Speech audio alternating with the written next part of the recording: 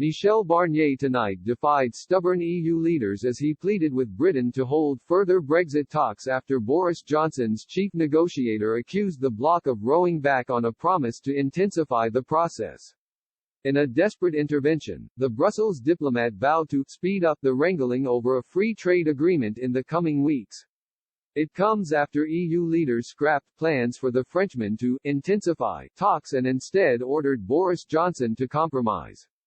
Mr. Barnier told a news conference, "We're available, we shall remain available until the last possible day. The negotiations aren't over, we want to give these negotiations every chance to be successful. I shall say to David Frost, we're prepared to speed up negotiations in the next few days."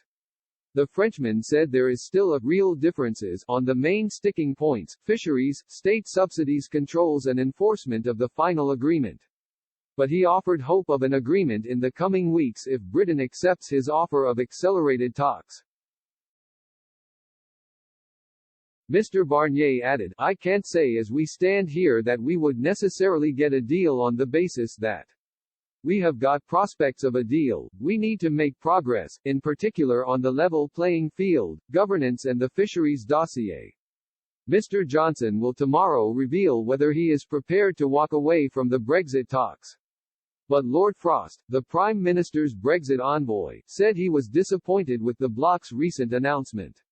Earlier today EU leaders taunted Mr. Johnson by refusing to inject energy into the wrangling over a post-Brexit trade deal. In a joint statement, the EU 27 refused to grant Michel Barnier permission to intensify the talks and instead ordered the Prime Minister to compromise. Responding to the snub, Lord Frost said, disappointed by the European Council conclusions and UK-EU negotiations. Surprised the EU is no longer committed to working intensively to reach a future partnership as agreed with Ursula von der Leyen on October 3. Also surprised by the suggestion that to get an agreement all future moves must from the UK.